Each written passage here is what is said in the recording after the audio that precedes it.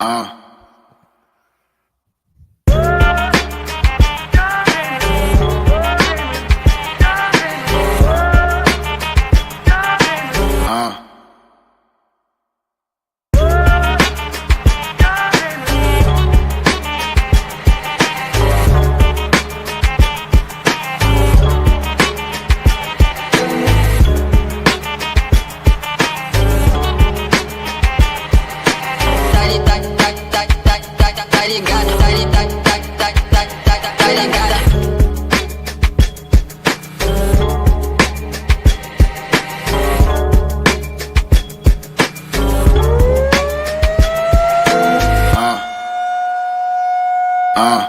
Yeah.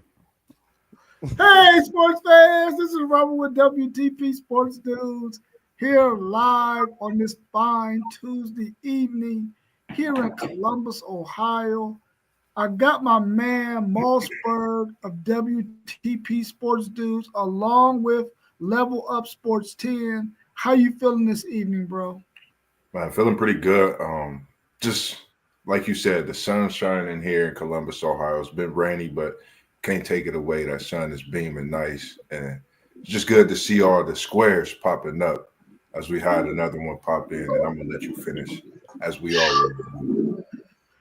We also got our man T1, somebody else. City League. What it do? What it do? Also with WTP Sports Dudes, our man Mr. Claiborne. How you feeling this evening, bro? I'm tired, bro. My Tuesdays is long, and you know the daughter is home from college, and you know it don't stop. We're in the gym right now, seeing her getting some training. So my work day kept on going. I just got off the weight, so everything is good here. For sure, for sure. I see you didn't waste too much energy putting on your brand on your head and that old ugly ass championship T-shirt. You gotta love it, baby. You gotta love it. You gotta love it, man. Anytime it say champ, man, you gotta rep it. Oh, for sure, for sure. We also got our young buck of the crew, FanDuel Zaya, also with WTP Sports Dudes. How you feeling this evening, bro? I'm solid, man. I'm working. We working. Yeah, Hey, we work. working. Hashtag. For sure, for sure. All we need now is Parlay Paul. Parlay Paul, if you out there listening, bro, you need to jump in on this stream, bro. Yeah, because we He back. probably out there working. Y'all know how we do. Y'all know how we do, man. We gotta be the hardest working cats in the business, man. We Yeah. working.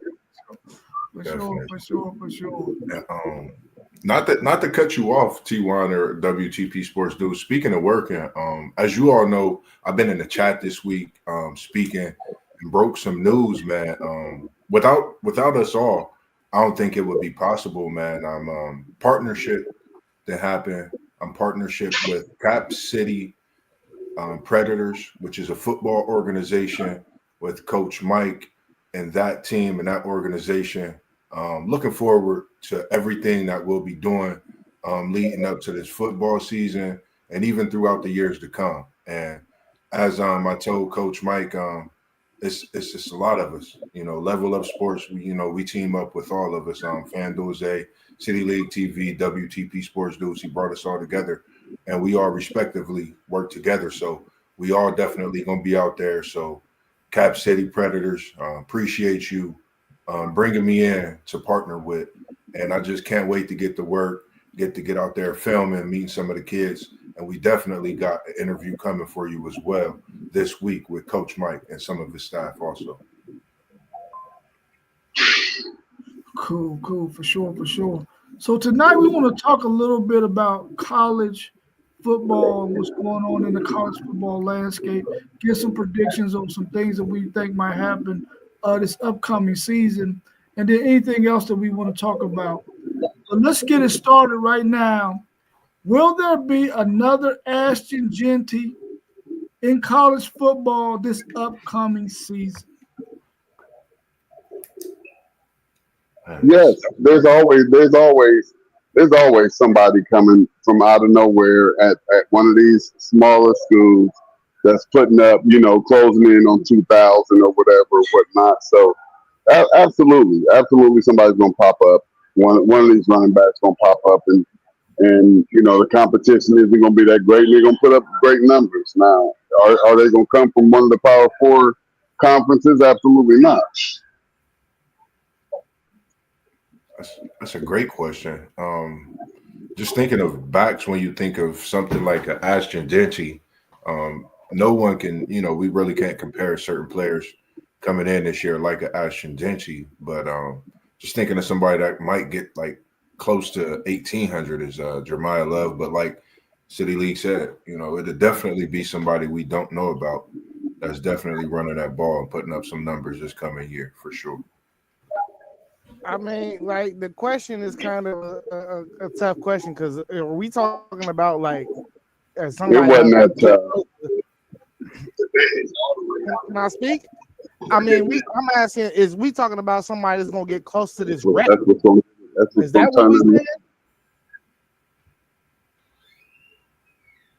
Are we saying is somebody gonna get close to the record? Getting close to the record, somebody who you know what I'm saying, gonna have a lot of rushing yards, a lot of touches, a lot of carries, gonna impact their team the way Ashton Genty did. All of that. Hey, here's the thing with that though, y'all. It's a long season. Not one. You're not gonna have one running back carrying the load like he did right there. You're not. That's not gonna happen with this 12-team playoff. That's what I say in the Power Four conference. It ain't happening.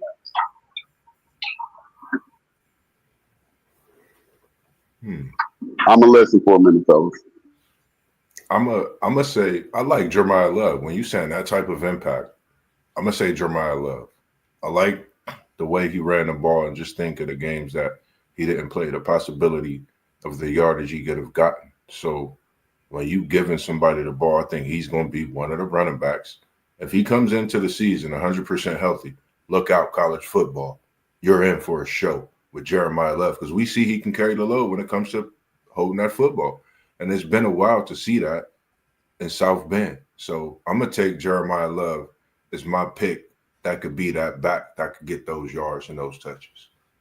Not 2,600, but I definitely think he can get them yards and them touches.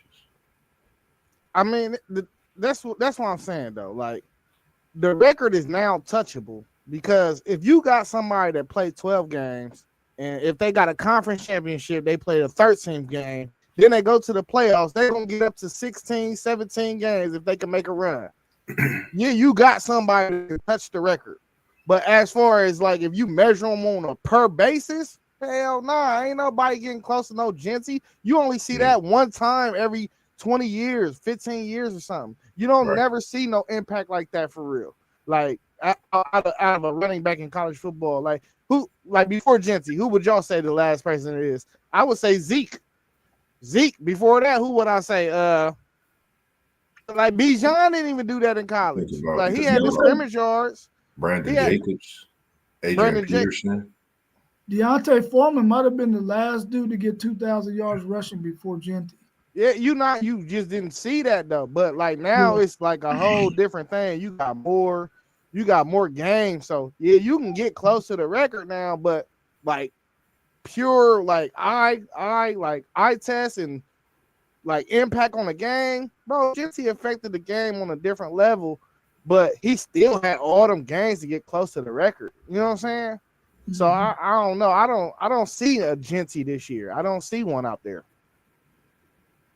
Yeah, there may not be a Genty out there in college football this season, but I'm anxious to see what Tulane transfer running back Makai Hughes does at Oregon. James rushed for 1,300 yards, over 1,300 yards, 2 back-to-back seasons. This guy is probably projected to be their number one running back. I want to see if they go long into the playoffs or if they even make it to the conference championship game and play a playoff game or 2 or even 3, maybe even 4. Can this guy reach 2,000 yards rushing? Seeing that Jordan James, I think that's his name, at Oregon last year was able to get over 1,300. Maybe this guy can surpass that. Maybe Oregon has a kind of system where they use two backs, but they mainly go with one back for most of their carries. So I want to see what this guy does for Tulane, and can he withstand a grueling Big Ten schedule like he's going to face playing for Oregon, playing in the Big Ten. And I'm glad you mentioned that too. That's another thing that's going to hold people back now, because now this two back system is becoming prevalent. So it's going to be hard unless you really got a workhorse type offense. We need workhorse type offenses now. It's a lot of spread. Yeah, I agree. For sure. What about this question? From what we saw of the college football slate in 2025, can the week-to-week matchups compare to last year's slate? Hey, I think it's just gonna get more and more competitive as things balance out. You're gonna have the Ohio States and the Michigans and the Georgias and the Miamis and the Clemsons and all of them, everybody except for Texas and Florida State. But you will see a whole lot of competitive games out there, I think. He had to slide down. Yeah. Don't just take shots at mine. Y'all know I'm fully loaded. He slid it in there, man. Fully loaded. I like it. I like it. I think we could see some great matchups. We starting off with, Florida State, Alabama, Ohio State, Texas. Just to start off the first, week. I think we definitely, like you said, it's just gonna get stronger and stronger. Even though, we just lost a nice class of players. Probably one of the nicest draft classes we're gonna look back on in some years. And what we have coming in, freshmen, you think of Arch, you think of Smith, you think of Ryan Williams, you think of Jeremiah Love, you just mentioned the running back from Tulane. It's a lot of players that could definitely still week to week be big games. Georgia, Texas, Oklahoma, Texas is only going to get bigger. So I definitely feel it could be week to week compared to last year's slate. I mean, I like what you said, Moss. I like what you said, T1. We know from just August 30th, and the football season actually starts the 23rd. But that week 0, that week really don't really count for real, because that's just like scummy games, like games you don't really, Right. This is games you really ain't tuned into for real. It's just to get the kickoff for college football. But August 30th, though, we know Ohio State plays Texas at big noon. We know at 3:30 we're gonna see Florida State and Bama, and then at 7:30 we're gonna see Clemson and LSU, and then turn around on Sunday we're gonna see Notre Dame and Miami, and we got South Carolina and Virginia Tech on Sunday. So we got bangers in every slot. Yes, sir. That's all we want as college football fans. We don't want to go through not one slot that we ain't trying to tune into a football game. And that's what matters. You got to have a premier game of teams that we want to see at 12, 3:30, 7:30. Yeah. We're going to watch College Game Day. We're going to wake up and watch College Game Day 9 and 12. You know what I mean? Woo. So that's our whole day. That's all we need. So, yeah, I think week 1 is setting the tone. Really, week 1. Like I say, they call that first week 0. But week 1 is setting the tone, man. And man, don't I love every matchup in every slot. And I even love it. Week one is I think and they just gonna continue. They gonna every week is gonna be bangers. I'm excited. I'm excited for the season coming up. I'm excited for this. This may be the most interesting season in college football history. Because once again, if you just think about it for real, it's still wide open. It ain't nobody out here that's about, hey, they about to go get it. It's, Alabama, they defend the champions and returning all of these other players and all of this, as Alabama has been one of the few teams that have repeated during, this era where we've been watching it. But I'm excited. I'm excited. I think it's the biggest college football week one. I don't know. I think this has been the biggest college football week one we're gonna look at in a long time. You got to think of how many top 25 teams is playing, how many All-Americans you got playing, how many Heisman candidates you got playing. I mean, you got a lot of top players playing in this first weekend. And I mean, like Zay said, banger after banger after banger after banger. Hey, now look though. I must say this though, just on a quick tip. Week 1 is supposed to be a banger. What we need to be nervous about is week 2 and 3, because that's when a lot of the powerhouses schedule their cupcake games. So I don't know. Let me pull up the schedule real quick. I think It's a couple good games. Yeah, You I said think we what get now? Oklahoma. I think we get Oklahoma and Michigan in that second week too. I think. That second, yeah. It's them non-conference matchups that we're gonna have a couple clashes that'll be pretty good. That'll We just don't kind of get make sense. Oklahoma and Michigan week 2, man, because they opted for a suspension for Sharon Moore for week 3 and 4. So I think that's week 3. That Oklahoma game. Yep. Oh, okay. Oh, it might be 2. It might be 2. I don't know, but all I know is they skipped the suspension from the. Oh, it is week 2 because they skipped the suspension from week 1 and 2 and went to 3 and 4. Yeah.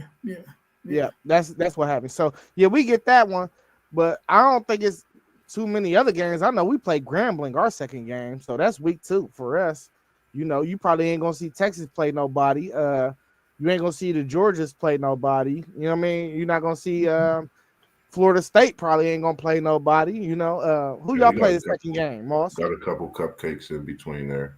Yeah, because you want to see where you at week 1, really, honestly. That's the best way to schedule your stuff. Or you either want to play that first prevalent game week 1 or week 4. You don't want to play it nowhere in between, though, because it ain't really enough time to work on what you need to work on. I agree. Yeah, this is different, but what I'm hoping that college football does, because you had mentioned that usually in weeks possibly 2, 3, and 4, you usually get a whole bunch of powerhouse teams playing a bunch of cupcakes. I hope that they get to the point where we still get in those time slots, we get some powerhouse games in those time slots, which I don't know if that's going to be the case this year. Looking at it, because I know Texas has a cupcake game. But I think in week 3, we got Wisconsin and Alabama again.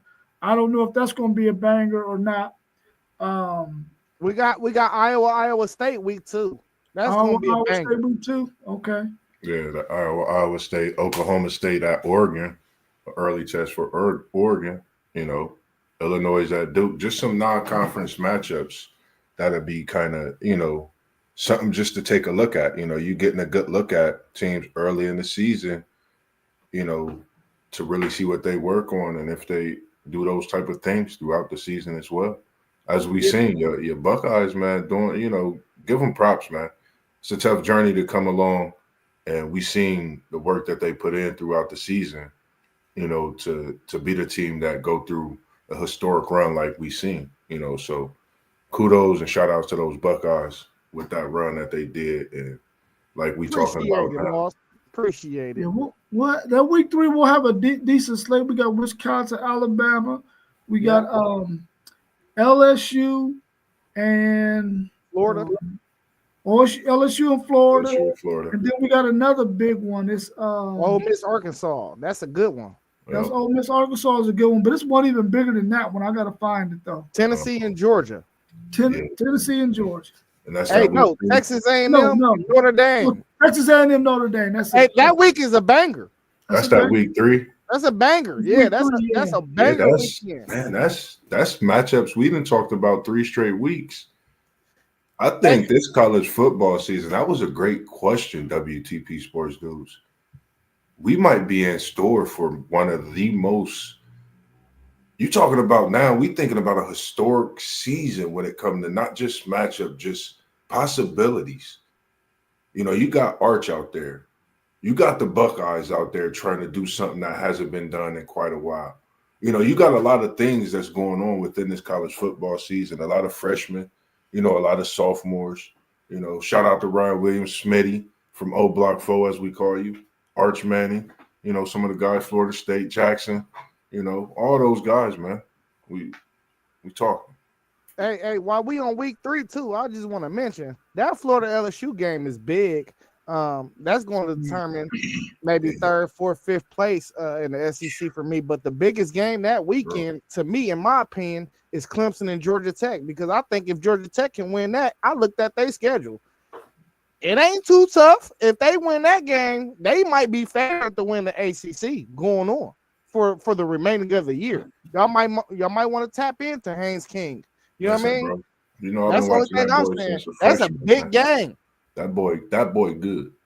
He gonna get some Heisman talk on the depending on how he play. He might come in and they talking about him too. I mean, he's just really that good. He means a lot to that university. What it do post game, man? We wish you was in here with us, bro, so we can, you know what I'm saying? Good to see you in here post game. Oh, there you go. All wall. I'm the people's champ. Post game. Post game in the building was good, man. Good to see you in here. Post. What up, fellas? What's going on? I'm doing all right, man. Good to see you in here for the first time, man. Hey, man, I appreciate the invite. No doubt. Sure. Can y'all hear me good? Yeah, you good, bro. Hey, how do you feel about the topic we were just on? I don't know if you was tuned in or not, but do you think the matchups can compare week to week on a week to week basis from last year's slate to this year's slate? Have you been able to go through and look at the schedules a little bit? I'll tell you what, man, I'm really excited for your Buckeyes and Texas week 1. That's one game I'm really excited about. I can't say that I know the schedule for the season top to bottom, but that one for sure, the Buckeyes and the Longhorns. Hey, man, we all excited for that, man. Hey, we're going to make a stream like right after that game or something. Oh, yeah. And somebody got to wear somebody's shirt. Somebody. I just hope that you're able to be found after that game, because a lot of times, man, people when they lose, they get ghosts. That ain't me. That ain't I me. ain't said you. I ain't said you. Put a name on it. Put a name on it. Man. I ain't gonna put no name on it. Well, let's take a look at this next question, man. Let's make a way too early prediction and pick 6 teams we feel will make the 12-team playoff.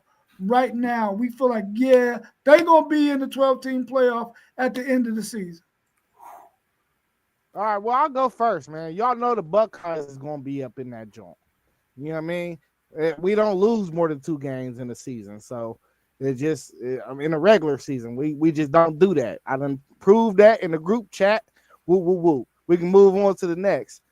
Notre Dame, they got a tougher schedule, in my opinion, than they did last year. I think the quarterback that's coming in that was backup for the boy last year, I think he could sling it a little better. And they still got Jeremiah Love. And all their offensive linemen got reps in real game action. They're going to have a great offensive line, and they're going to have a great running game. They're going to be hard. They're going to be tough. And we know Freeman going to have a good defense. That's 2. Penn State got the most returning production out of all the teams from the playoff last year. They got to be in there. And if they don't, James Franklin, he got to go. And then I'm going to say Texas and Georgia by default, because I think they on the buzzsaw. I think whoever win that Texas-Georgia game definitely got a leg up to win the SEC, even though it's some little potholes on the road, though, for both teams. And we're going to see how they manage it. But them are 2 ultra-talented, well-coached teams. And then my 6, I'm going to have to go with Clemson. Clemson got a lot of experience coming back, one of the most experienced quarterbacks. And Dabo, he had a new hire on defense. I can't think of the defensive coach's name right now. but I expect that defense to be better than it was last year, and that offense, as much experience that they got coming back. Yeah, they done lost Maffa, but that's about it. So I like Clemson too. Man, I'm gonna go Texas, Ohio State, Penn State, Georgia.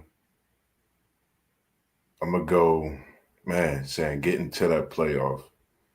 I mean, it's just a lot of teams out there. I'm gonna say LSU. Then I'm gonna take my Seminoles. I'm going Florida State. Oh my God! I'm gonna take my Seminoles to get in the playoff. I don't know why. I'm taking my Seminoles. I'm not gonna not talk about my Seminoles when we talking college football. We in, and I'm saying it right here first. A Stream. I love my brother Moss, but I'm gonna tell him his team is trash. Can y'all hear me? Y'all can hear me? Yes, you good. So 6 teams. I'm going to go with Texas, Ohio State, Notre Dame, Penn State, Oregon, and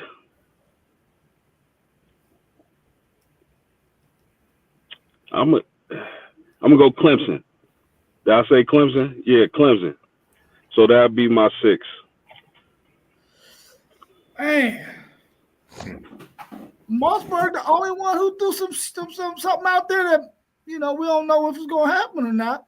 Yeah, he threw some Swiss cheese out there. Yeah, It's all good. Some show no Swiss cheese out there. Hey, rep your squad though, Moss. Listen, listen, I ain't gonna lie to you, bro. I respect that, bro. I respect it. I got faith in him. Much faith. Well, I mean, we got 2 dudes that get on our show and be talking crazy sometimes, so it's okay if you join us sometime every now and then, Mossberg. Man. It's okay. For sure, it's okay. I'm definitely got to go with my Longhorns, man. We better make it, man, because I had too many years when we was down in the dirt. So we better make it for a 3rd straight year. Of course, the Buckeyes, Penn State, Oregon.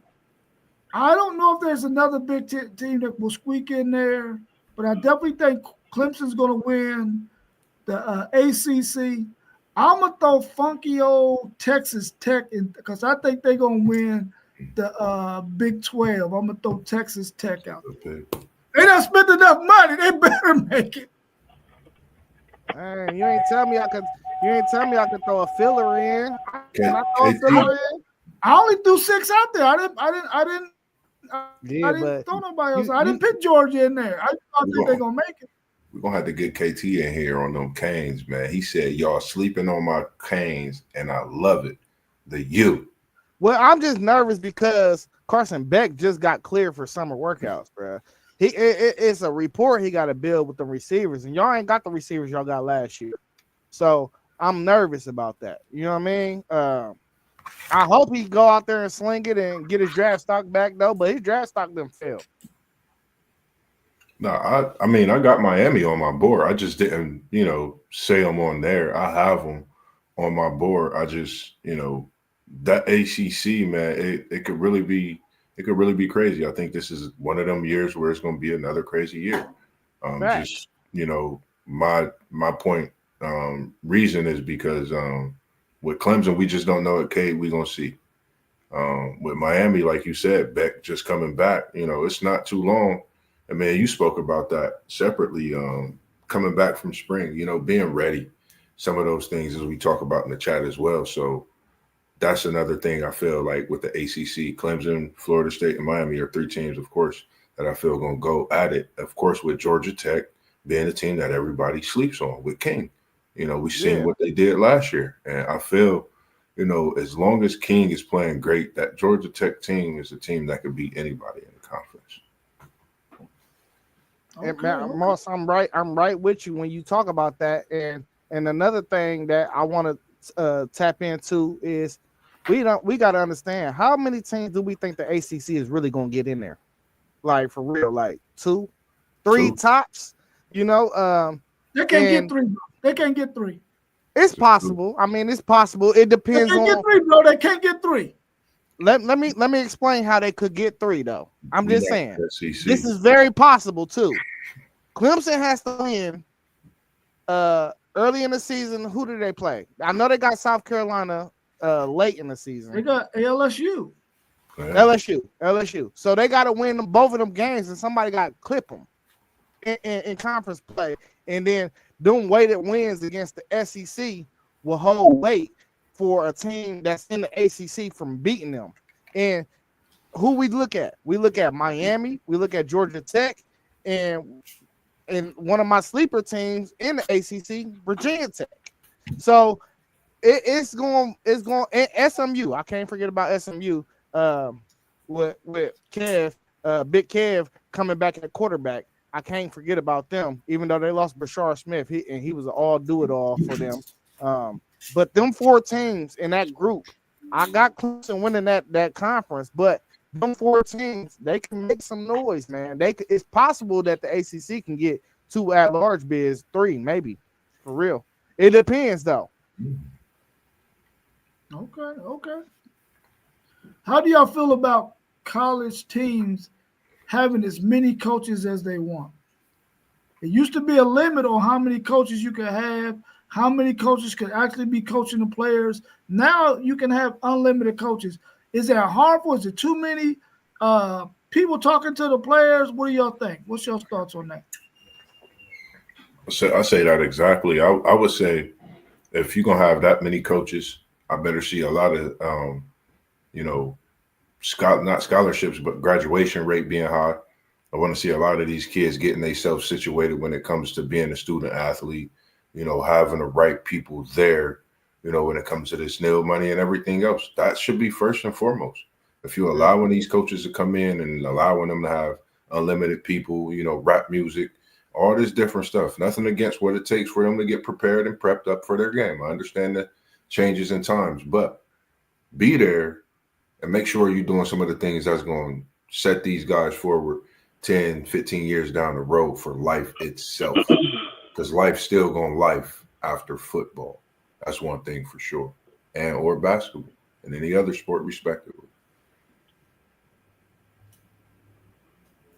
Yeah, I feel like as long as there's a chain of command and everything's good on that point, I don't see any reason why they shouldn't be allowed to have as many coaches as they would like or need.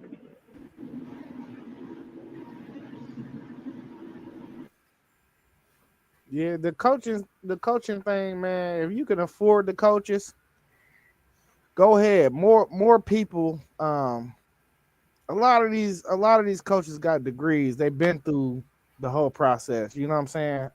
I'm pretty sure that it's not too many people that's on your staff that hasn't had a degree or hasn't been on the football field. So the more wisdom that you can gain from having more guys on the staff, the more outreach you can have for the players on your squad. We done moved down 20 scholarships. So, I mean, to have 20 coaches, 30 coaches, you almost at a 5-to-1 ratio. That's cool. That's great. You know what I mean? And we're not even talking about really like the training staff and all that.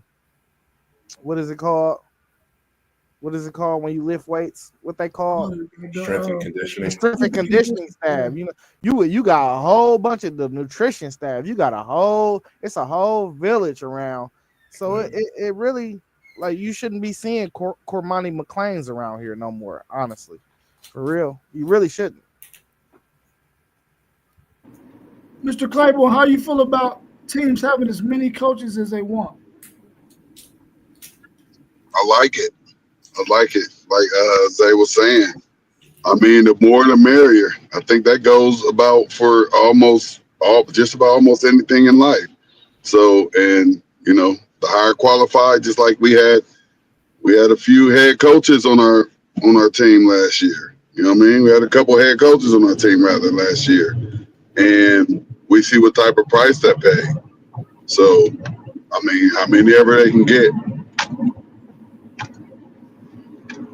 Yeah, for sure. And I do agree with what both of them saying too. So I don't want people to think that I'm not agreeing with that it's a good thing. I had multiple coaches on my staff. When I played, it was the best thing.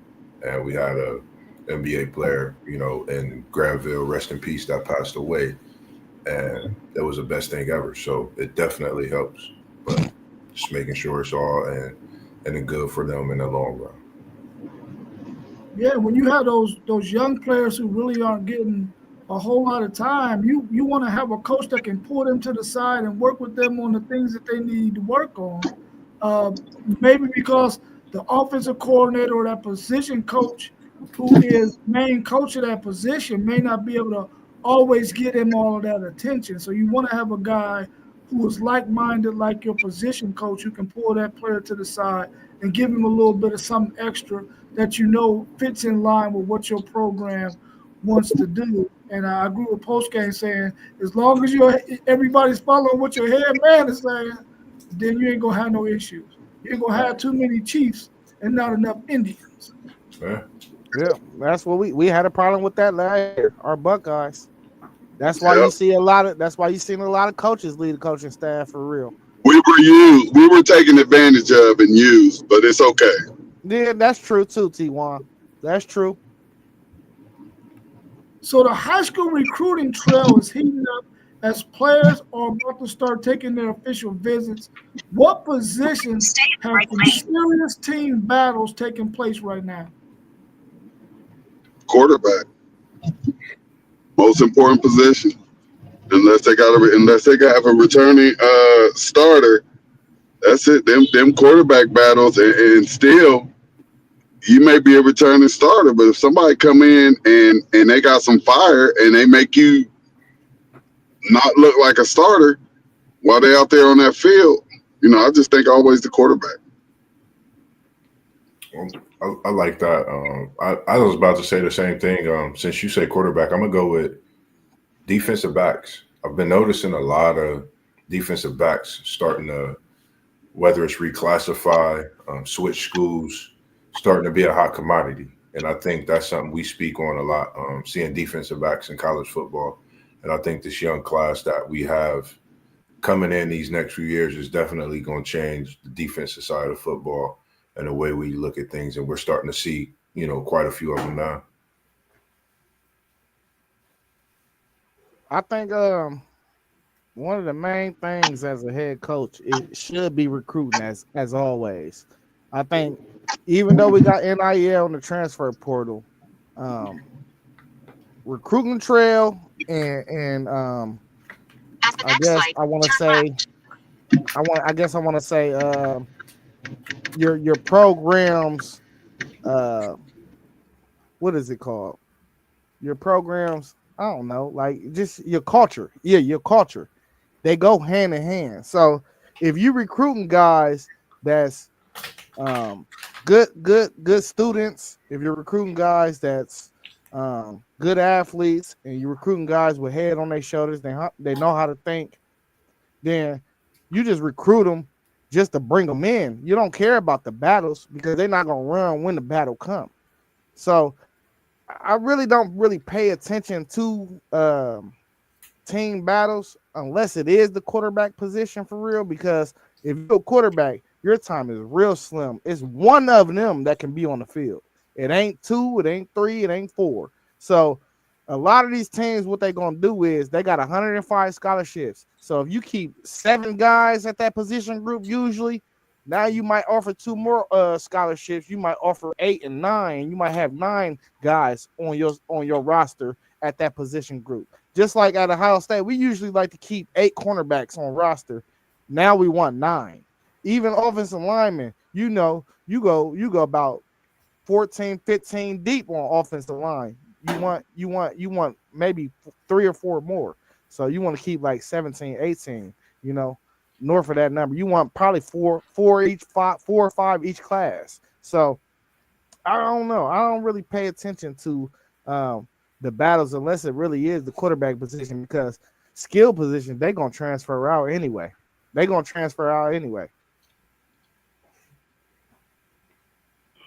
Yeah, it's some really hot position battles going on in college football.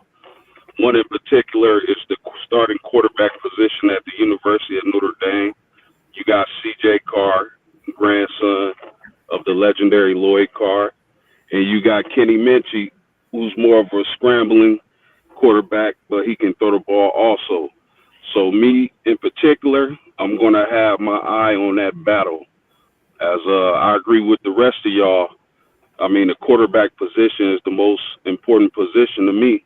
So I'm going to go with the QB position battles. Yeah, there's quite a few running backs out there that are coming out of high school that there's quite a few teams that's in play for. Some big battles too. I mean, you got Miami, Georgia, Texas, Ohio State, Oregon. All these guys are vying for like these 3 or 4 running backs that are out there, man. So I think that's a big position coming out of high school that these teams are trying to vie for.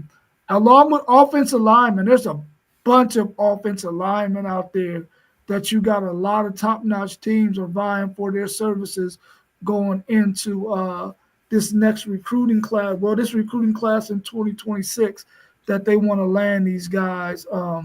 Hopefully, well, we just had a big one that just decided he was going to commit to Miami. Cantwell, is that his name? Yeah, Jackson Cantwell. I thought we was going to get him. Tyler Bowen was on his ass, but we ain't getting him. It's cool, though. Yeah. So it's going to be some big battles like that, man. And I'm anxious to see where these young men decide to go when they decide to commit or whenever they decide to sign. Speaking of that, can USC maintain their number 1 ranking after the signing day is over? Do you think they're going to stay number 1? Not at all. It ain't even close. They got 28 guys already committed, and probably 12 of them is 3-star prospects, and no knock on the recruiting services and all that, but bro, it's about evaluating talent. It's not really about the stars that's next to your name. Like, we just got a commitment from a cornerback from yesterday, Jordan Hudson, and we had him higher on our board than Elbert Hill, and Elbert Hill is from Ohio. We didn't want Elbert Hill, though. We did not want him. He's not our typical Ohio State cornerback. Elbert Hill, 5'11", 180, but he a 5-star prospect. He was by ESPN services. He was rated the number 1 cornerback in the service, but he didn't want to play slot at Ohio State. So we was like, all right, we good on slots. And honestly, I seen the tape. He got good tape. Do I think he was like a can't miss prospect though? No, I don't feel like he was a can't miss prospect, because if he was, we would have went after him all hardcore. You know what I mean? And one thing I do think that a lot of programs make a mistake at is they don't trust their recruiting and their scouting department. If you're going to scout a guy. Don't worry about what the recruiting service is saying, because you know what you can develop as a coach. So don't think about what, and we got a certain type of corner that we want. We want 6 foot, 6'1", and we want them to be rangy and be twitchy in the hips. That's what we like. Elbert Hill didn't fit that, and he wasn't number 1 on our board. So we took Jordan Hudson. We put the full court press on Jordan Hudson before we did a dude in our backyard. And that's just what it is. And sometimes you just got to trust that scouting department, though. Your thoughts on this? Yeah. I do not think that USC will end up with the number 1 class. What you normally see in these recruiting cycles is teams like Georgia, Alabama, Ohio State come on later, and they end up moving up and taking those 1, 2, 3, 4 spots in the rankings. So USC has early success, like my man was just saying. They got a lot of 3-stars, and not knocking a 3-star, because the majority of NFL players are 3 and 4 stars. 5 stars tend to bust more. So I don't think USC will end up with the number 1 class. Yeah, I agree. Feel the same way. My Seminoles ranked, I think, 16th right now. I feel we could get in the top 10. So Just knowing, like you said, how Texas, Ohio State, all those different teams, Georgia, Michigan, you name it, they come on late. And when they come on late, they come in packs and they jump and they stay where they stick. So, when they move up, it's only going to be continuous, or when they move within that top 5, they normally stay. So definitely think it's been a good, good class for USC overall, but I don't think they'll stay number 1. I think they're, made $4 top 10 possibly. Yeah, definitely top 10. They're gonna finish top 10, Moss. Good call on that. They're gonna finish top 10. And listen, this is another thing we gotta understand too, though. Sometimes these recruiting services move based off of who offers you and when they move guys in the rankings. Like me and No was talking, he was like, "Oh, y'all offered him this. He got all these offers. Oh, he gonna jump in the rankings." You know what I'm saying? It's about scouting, bro. I'm telling you, it's about scouting. That's it. I definitely don't think they're gonna finish number 1, and I don't even think they're gonna finish in the top 10. Ooh. Once these major players out there in high school who got your Georgias, your Alabamas, your Ohio States, your Texas, your Oregons, your Michigans, once these guys start to come off of the board, like say for instance, if Texas get these certain offensive linemen, then those other guys that they was recruiting, they're gonna go somewhere else where they know they can play. And these guys are just going, it's gonna be a trickle-down effect. And I think that's gonna push USC probably to about 15. I don't think they're gonna stay ahead of some of those major schools like that, especially if the guys that they got on their board right now are the guys that they're gonna bring in and sign at the end of this thing. So I think they're probably gonna fall just because their numbers are high, but their stars are low. You got me wanting me to put you on a hot seat with this question. Go ahead, put me on the hot seat, man. Put me on the hot seat. I'm not gonna say you on the hot seat, but I think he just kind of said You said that. You said the hot seat. Hold on. Say what you said. Do you think my Seminoles, what you said, do you think my Seminoles top 10 recruitment coming into 2026? Ooh. No. Oh, we gonna remember that. But here's why. Because man, I'm telling you right now, them kids that's in Florida right now, Texas is coming hard, bro. No. Georgia is coming hard. Talk about us. I mean, y'all there too, bro. Y'all there too, but don't nobody want to keep saying Ohio State's name, bro. We gonna leave your ass up, bro. It's a Texas fan talking right here. I ain't gotta talk about y'all when I'm talking. You talking about it when you talking. So I think, and the fact that Florida State had a down year last year, it's going to hurt them with this class. Right. And Florida's on the come up along with Miami. So I think this year maybe not so much, but if they have a good showing this year, then they can, in that 2027 class, they can start to pick it up. But I don't think they're going to end up in the top 10 this year.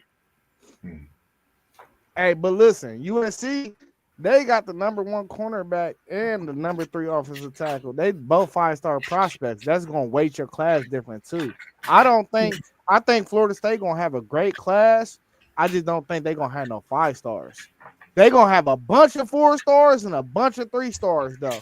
And when I talk about 5-stars, I'm talking about the majority of the recruiting services. It got to be 2 out of the 3, bro. You know what I mean? It got to be 2 out of the 3 from On. It got to be 2 out of the 3 with 247, and it got to be 2 out of the 3 with ESPN. And I don't think the guys that y'all gonna get is gonna be 2 out of the 3. KT I just gotta say to my man Mossberg, I hope you're correct about your Seminoles turning it around and having a bounce back season. Yes. Because if they don't, you can say goodbye to y'all coach. Oh. Man, you ain't gotta say sorry, man. He about to fall flat on his motherfucking face. You hear me? I said it to you right here, and that's my brother. You know what I mean? They about to fall flat on his goddamn face. I tell him every day. If we have that type of season, it's a boycott. I won't watch no Florida State football the following. No, don't be that one, because then you're gonna be like how you used to like No. Chicago, and you ain't gonna like them no more, and then you're gonna put in your application for Michigan. I did I my don't want you to Bengals do like that. and it brought us to fruition. So I will do my Seminoles like that. I hold the See? remote. See, Moss. See what I'm saying? This is how you about to be a Michigan fan. 5 years from now, Moss is gonna be a Michigan fan. Negative. Never. KT is saying that Miami's going to put a fence up around Florida. Is I that hope so. possible? Great pickups. I mean, they just What let is that incoming that offensive lineman, who was one of the top offensive linemen in the country. That's a big get right there, Yeah, man. like they've been definitely shoring up some pieces. I mean, this season held a lot of weight, like you said. I think on the future when it comes to recruiting wars in Florida. You got Miami, you got Florida, you got Florida State. You know, you got Central Florida, you got so we got quite those schools. Like you said, Texas, Ohio State. I mean, we're not the only schools that's recruiting. So, even Michigan, getting some players out of Florida. So you got quite a few teams that's dibbling and dabbling down there in Florida, and it's a big year, big season. If the teams don't step up, they're gonna definitely lose. Man, KT, bro, it's definitely possible because y'all got palm trees and good facilities. Y'all just gotta figure it out. That's it. Y'all gotta listen. Really, honestly, just string together 2 good years, bro. And 2 good years to me is like last year and then this year. Y'all just need to go like 8-5, 8-4. That's 2 good years in a row. And then now y'all got Florida, because if you look at Florida State, you look at and you look at Florida, not Florida, Florida gonna have a bad year. Not really a bad year, but they're gonna have like a better year that they had last year. But I think they're gonna have 5 losses this year, maybe even 6. I think they're gonna be the best 5-loss team in the country. But y'all can really put a stamp on it for real. It ain't I don't put it past y'all to win the ACC. So if y'all could turn that up and win the ACC again, you know what I mean? Now what? Not again. Y'all lost it last year, but y'all was down near close. Before we go to the next question, let's tackle KT's other statement. College football needs Miami, Florida State, and Florida in the mix. Now, this is probably the only state that got 3 powerhouse teams like that. Now, Texas got a lot of teams, but they don't match with those 3. What's your thoughts on that? Is that a true statement? They need them to be in the mix. I mean, of late, I could say Texas is better than them 3 programs, the Texas schools, because TCU made the college football playoff and almost down there won a national championship. Man, you put TCU up against them Seminoles, man. We gonna beat TCU. I don't care what you're talking about, bro. They got more accolades in the last 15 years than y'all do. What are you talking about, man? I don't want to hear none of that BTA stuff. We just talking facts. A Buffy conference too. Hey, we just talking facts though. They made the 14 college football playoff. No disrespect to them. No disrespect. And I'm just talking facts. I'm just talking about what I know. That's it.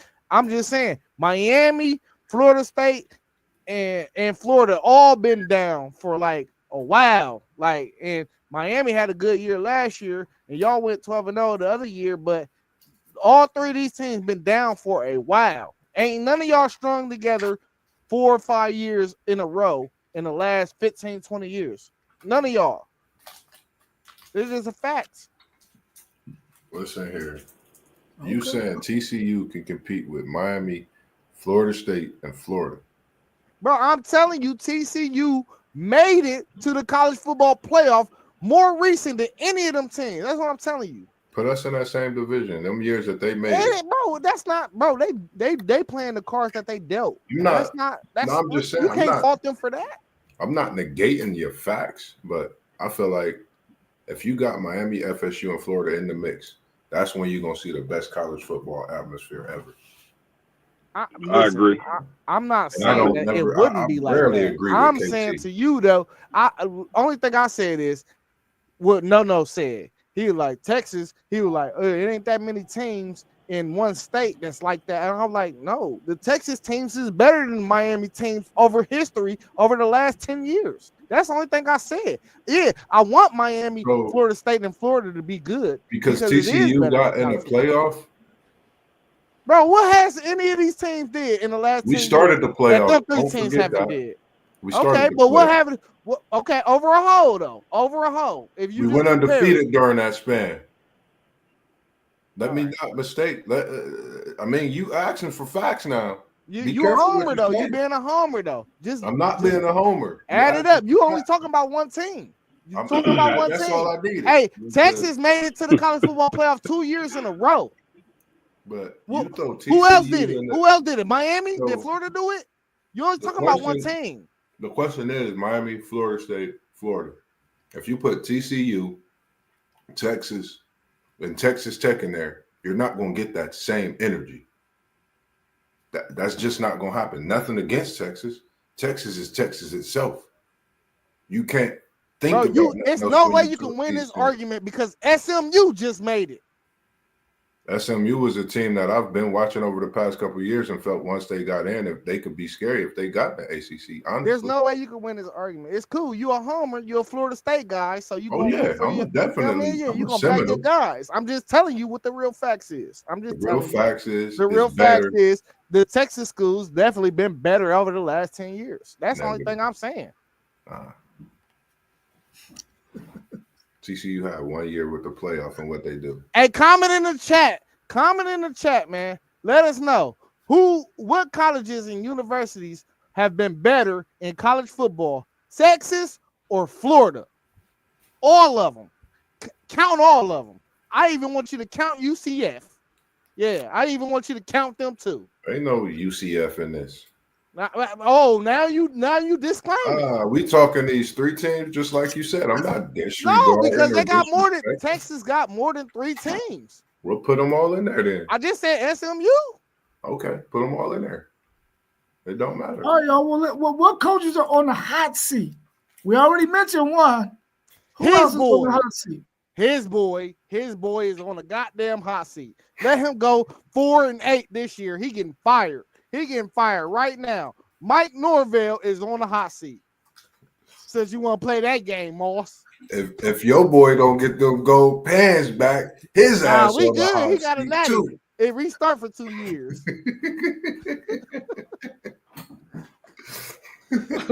Oh man. Hey, I got a guy who I think has underachieved with the talent that he has had. And I don't think a lot of people are saying this. This is just my personal opinion. But I think Brian Kelly is on the hot seat. Oh, absolutely. He's definitely Absolutely. on the hot seat. He is definitely on the. Hey, listen, if they lose that game to Clemson, and then they turn around and lose to who else they got? To Alabama. Yeah, they might put an intern coach in charge. Yeah, man. He definitely on the hot seat. He might be more on the hot seat than Norvell. Maybe not, though, because Deion Sanders is out there. So they can get rid of Norvell and bring Deion in. But I'm telling you right now, he is on the LSU's coach is on one hell of a hot seat. Yeah. And he know it. That's a great one because when you think about LSU, you know, you're thinking of a team that came into the season as highly touted as they were to be in a playoff, even possible, you know, people had them in the championship contention. So, you know, he definitely have to come in and prove a point, you know, this year. Man, that's tough. You know, of course, my boy Norvell. He got to put up or shut up this year. You know, you got a whole new coaching staff in. But I think that definitely is going to help having that new coaching staff in. But you definitely have to put play on this field, you know, put his ability to coach to work and let it show on this field this year for Florida State. Let me throw these 2 coaches out there to y'all, man, and y'all tell me how long they might have if they don't have success at the level that they need to. Mike Elko at Texas A&M, if he don't get to 10 wins soon, what could his future be at Texas A&M? and Kalen DeBoer, if he doesn't get the 10 wins in these next couple of years, what could his future be like? You got a post game? Yeah, we don't say fired no more. We say barbecued, and that's what I smell from those two programs. Yeah. I'm in the same agreement. It's like a one of them great days in the neighborhood where you smell barbecue from one side of the neighborhood on the other. I mean, if they don't get the job done ASAP, we talking about, possibly this year. We've seen coaches get fired at the end of the year. Last year, we seen it happen after the first few games. We've seen coaches at levels get fired even after winning a couple games. So it can happen. And if they don't put them wins together sooner than later, it'll be fast. As you said, barbecue. What you think about that, Zay? Between Kellen, let's throw Lincoln Riley in there too. Now that KT done mentioned him, Lincoln Riley, Kellen DeBoer, Mike Elko. If those guys don't get 10-win seasons here soon, what could their future be? Well, Lincoln, I think he not in that group because it was a lot of dysfunction when he got to USC in the first place. I think they got to give him some time for real to like switch everything around. And what we're seeing is now he's starting to he already got a quarterback, right? But they left a lot of the staff in place when he first got there on the defensive side, and it wasn't what it was supposed to be. And now they start firing guys. Now he getting guys in that a lot of people was high on, and maybe it's more fitted to his culture of stuff. So I don't think Lincoln Riley is in that. But Brian Kelly, he can go. Hey, he messed up. He's the biggest mistake on the whole list because he was at Notre Dame. That means you ain't it because Freeman just did it. We didn't see Freeman just do it. So you ain't it. Norvell, we already understand that it should have been prime, but Norvell went defeated though. You know what I mean? So let's give him more time too. Just like how they was like, Poe was like, oh no, Sharon Moore ain't it. You wasn't saying that after you beat Ohio State though, and then you beat Bama in that bowl game. You wasn't saying now you can change your tune, Poe. Come on now. Listen, it was his first year. Sometimes first year guys just gotta go through it, man. Give them 3-4 years. Let them get their guys in. Because I used to be like that with Ryan Day, and I was like, all right, now we done seen what it looked like with all his guys. I'm still not happy about losing to that team up north. God damn, beat the team up north, bro. But you done got a natty, and you the other two coaches before you done got one. So he got 2 years. Anytime he win a natty and you keep losing to Michigan, you got a 2-year refresher for me. Like, nope. Hey, if you lose this year and then you lose next year, you don't win no natty, you gone. That's my whole thought process on it. And that's just coming from a real diehard Buckeye fan. I want to fight when we lose. So, you know what I mean? I'm just telling y'all how I feel. You feel me? About the situation of a coach of my program. You can't do certain things. Certain things you can't do. Like, oh no, let me ask you this question. Y'all lose to OU or Arkansas this year, you are going to be hot. You might call for Sark's head. No, I ain't going to call for his head. You ain't. But I'm going to be hot. But I'm going to be hot. Say y'all missed the playoffs. Say y'all missed the playoffs added on to that. Well, because it would have to be some kind of extenuating circumstance like Arch got hurt or something like that. It won't be because of coaching. No, it can be that y'all lost to Ohio State week 1. Y'all lost to Georgia, and then y'all lost to them. That's what it could be. Yeah, but if we lose to those teams, you best believe that those teams are going to be ranked so high that they're going to forgive Texas for those losses. But let me say this to you. Get your punching bag ready because you know you like to fight after your team lose. Get your punching bag, put it up in your basement because you're going to need something to hit. You're going to need something to hit because y'all taking the L on August 30th. You heard it here first.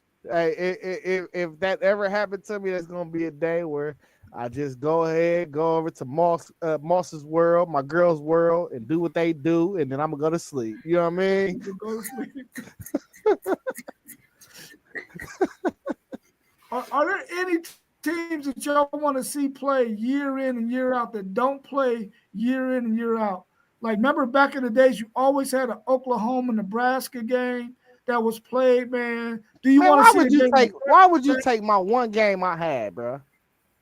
Because I knew you had it. I was just using it. He took my one game I had. Hey, you know you wrong for that. Well, go ahead. We already had this conversation, bro. You already know. Man, go ahead, post game, man. Who you got, bro?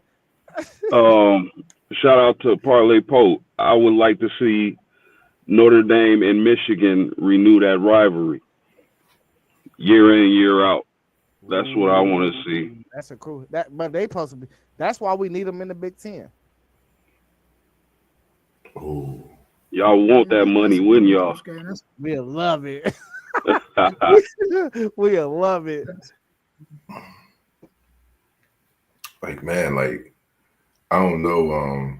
I might say this in a homer. I would like to see some epic, like a Florida State, Ohio State matchup, Florida State, USC, Florida State, Michigan. Y'all ain't our rivals, man. Y'all ain't I'm our not rivals. saying like that don't play yearly. We don't play yearly. Like, yeah, but it's supposed to be a rivalry. Alabama, Florida State, we got that for quite a few years. That ain't a rival. I'm just saying, like, just to play. I would like to see something like that. Just like he said, something like that, Oklahoma, Nebraska. I know that was a rivalry, but just something different. Like, yeah, I would definitely like to see that. There's about to be new rivalries created, but Florida State, Notre Dame. Since he took mine, I did just think of one in the cut real quick. Kansas and Missouri. They really post. I think when I was reading up on something, I think their last game is next year, and then they're not scheduled at all. Yeah. So it's gonna be like their fans is probably gonna be salty. You know what I mean? It's probably, I don't know how far the drive is from campus to campus, and that's what me and Nono was talking about earlier. It was like, well, would their fans care? Yeah, they fans probably care, but the rest of the country wouldn't about certain games. You know what I mean? But let's just put ourselves into the fan shoes, bro. That Kansas Missouri game probably crazy for real. I ain't gonna lie to you. It's probably crazy. Yeah, I bet it is. I bet it is, man, for sure. What about Pitt and Penn State? That hell, man. For their fans though, the Battle of Pennsylvania. Come on, bro. That's not the same as Ohio State OU. Penn is a little bit better than OU. Yeah, they literally like next door to each other. That's like Short North Windsor Terrace. Like that's across the bridge from each other. That would be crazy. That would be something to see.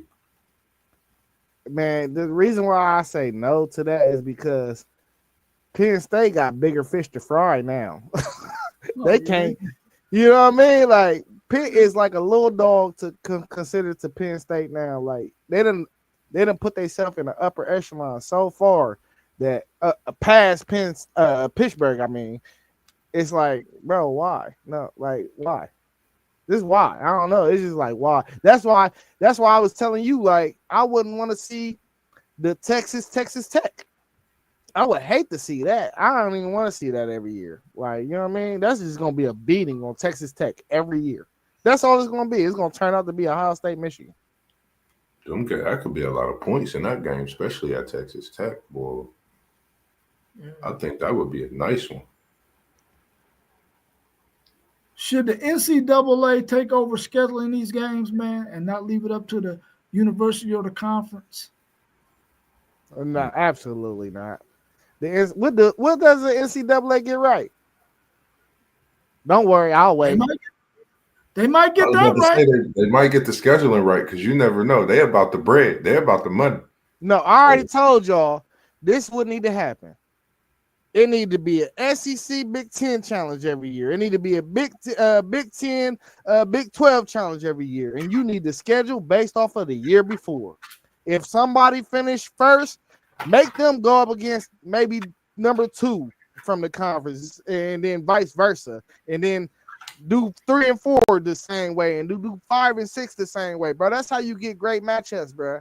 Yeah, no, you can't. No, no, we don't trust the NCAA for nothing. Only thing we can trust them for is to put their socks on before they leave out of the house. We can't trust them for nothing else. Yeah, I'm gonna have to agree with my man FanDuel. I think, outside of a few rivalry games that I would like to see, I think the teams pretty much get the scheduling right as far as the Big Ten SEC challenge that you mentioned. I would love to see it. So I wouldn't trust the NCAA with scheduling. So Wouldn't it be dope though if each conference had to play one team in the other conference along with their 9 game conference schedule, and then you just get one cupcake? Because I'm looking No, that'd be 12 games, right? That'd be 12 games. No, you don't get no cupcakes. You'll get 2 cupcakes. Because you looking Well, you possibly could get a cupcake in somebody else's conference, either in the Big 12 or the ACC, or a cupcake in the Big 10 or a cupcake in the SEC. But you should have to play one team from outside of your conference in one of those 3 conferences, and then your 9 game schedule. That would be dope, man. That would be dope. just thinking of it, I think that's something that like the NCAA would love to do because it's a lot of money involved. You know, that's the only reason I think of NCAA. Not that I mean, you have a great, thought and the idea as well. I mean, nothing against that. I just think that's the only reason I would say NCAA. Because when you think of NCAA, of course, you think of $1 billion business, which they will want to get back, some kind of money. And that's the way of doing it, putting those type of matchups together, being the ones that's named and all over everything, getting some kind of income from it. Man, that would be. I actually just thought of the greatest idea ever. How many SEC teams is it? 16. 16, and the Big Ten got 18. 18. So if they can come to a common ground and get to the same number of teams, they should just do ping pong balls. They should all just meet up and have a Big Ten SEC conference, and maybe 3 months before, it should just be ping pong balls drawn, and you be like, ooh, this is who we play. Ooh, this is who we play. And do a coin flip. Whose house is it at? Do a coin flip. God damn it. Shit. There ain't no bias to it. Yeah, do a coin flip. Man, you on one heck of a cussing road today, my brother. Man, listen. Hey, I be on college football creating these little different little things. You know what I mean? I don't know. It worked out. I think if you used all 15 of the cuss words in the dictionary at least 5 times tonight. Nah, I ain't say no cuss word. Oh, okay. It's all in your imagination. It's yours. This is the last question I got on the slate, man. What y'all think? Outside of Shedeur Sanders, what player in this year's draft has a chip on his shoulder? Or should have a chip on his shoulder? I'm going to go with my Buccaneer. My fellow Buccaneer, Benjamin Morrison. Yeah, don't play with him like he wasn't a first round talent. I know that he had them surgeries on his hips. It wasn't really no football surgery though. Like he messed up his hips in football. He had one when he was a kid, and then he had another one because it was out of line or something or whatever. I don't really got all the details, but the way he was talking and the way he was feeling after he was drafted, and he felt like people was giving up on him. I know he got a chip on his shoulder. He out to prove that he was the best cornerback in the draft. I think KT, I'm going back to one of your boys. Shout out to your boy, man, Xavier Restrepo. Like he said, I've been watching a lot of footage of that man. He been working. Seeing some highlights of Cam Ward. He said he was vouching for him from the jump. I mean, you talking about a All-American, one of the best route runners we've seen in college football. Sure hands. I mean, I think he's definitely playing with a chip on his shoulder. He goes to the team with his quarterback. Then he got Texas boy Gunnar Helm over there with him too. So I just think Xavier, he's out to definitely make a name for himself. Definitely see him being a key piece of the Titans offense in the next few years. Definitely this year for sure. Me, myself, and it might surprise y'all a little bit, but y'all got to rock with me on this one. I'm going to go Cam Ward. Ooh. And you know why? Because I've never seen a quarterback taken first that was talked about so little during the draft process. Yeah. And I think my man on the mission. So I agree. We definitely rocking with you on that one because that is so true. And he wasn't highly recruited out of high school. No stars. Had to leave Washington State to go to a better situation in Miami. Balled out. And like you said, he was not the quarterback that was talked about in this NFL draft. It was all Shedeur and all these other guys, and not him. So he definitely should have a chip on his shoulder. But I wouldn't be me if I didn't take one homer stance, and my homer stance is Cam Williams, right tackle out of Texas. He thought for sure he was going to be a second, third rounder. He fell all the way to maybe 6th or 7th round. He better have a chip on his shoulder, man, because he's a big human being that can really make some things happen, but he got to get it together. He better have a chip on his shoulder to help him get it together. I think that was all you on his draft stock. Because I was asking you, first, second, third, whatever. He went 6th round. Ain't no way you an offensive tackle and you done went from the 1st, 2nd round to the 6th, bro. That's all you. That's a homer stuff. But y'all got mad at T1, just to mention, y'all got mad at T1 when he did it in the mock draft. I just want to point that out. What I was about to say. Nah, go ahead. That was the homerest shit ever, though. He had him going what was he going, number 5? He went number 7 or number 8 to the Jets. Yeah. Yeah, that's straight up homer. He went 19. It ain't too crazy. Yeah, it is. No, it's not. It's not. It's really not. What's crazy is if you would have picked Cam Williams and he went 6th round. Well, I know he had a second, third, a late second, early third round grade on him, but I thought he should have stayed in college myself. Yeah, he did not have a good showing against the Ohio State Buckeyes, so I thought he should have stayed. Yeah. That's the reason why we lost the game. I'm going to put it on him. It was more than that. Whatever, man. All right, y'all. Well, that's all I had, man. I'm glad that my man Postgame could get in here with us finally. You know what I'm saying? We so glad you was able to get in with us. So I'm gonna always keep you in contact on when we go on to go live. We usually try to do Saturday mornings at 10, Sunday mornings at 9, and then Tuesdays and Thursdays for me at 7:45. But whenever you can make it, let us know. I'm gonna always keep you informed so you can make that decision if it fits your schedule or not. So I'm glad that y'all all could get in here this evening. Unless y'all got something else, we can go ahead and wrap it up, man. The only thing I want to say is the Cavs is about to go down in 5. Hey, T1, if you watching, that's probably why you mad at me for real, bro. I'm just going to keep it real, though, bro. I don't care. Be mad at me. I was about to say, I was checking the score of that game myself. I'm going to be looking forward to getting that interview set up with Cap City Predators owner, Mike, this Thursday. Hopefully we can get that set up this Thursday, I believe.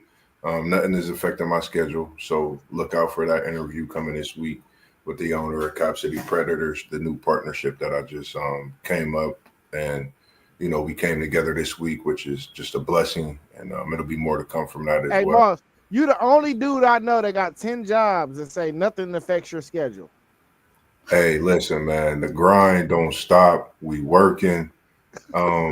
Hey, This is what I love to do, man. And everything that I do when I'm not on the clock is Level Up Sports 10, WTP Sports, Do City League TV, FanDuel, Zay Parlay. Hey, We tell the just work. people though. One time I hit you up, you painting.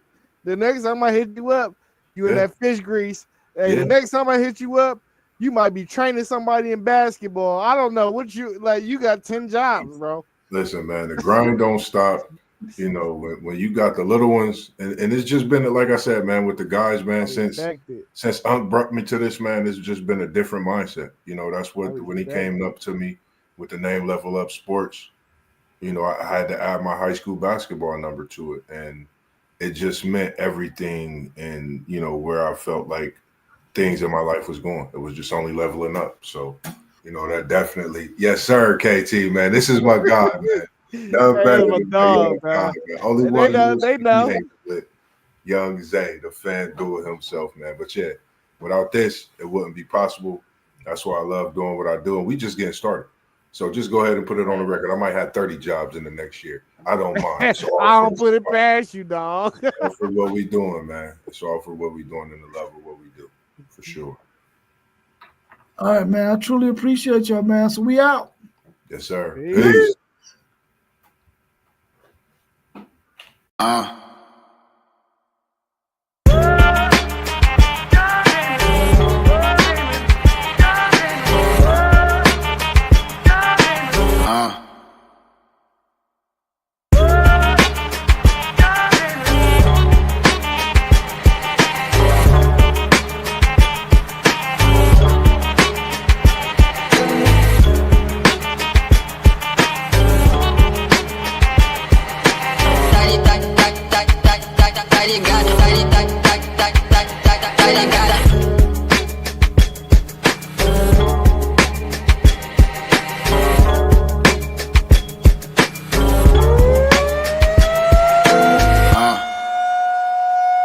Uh.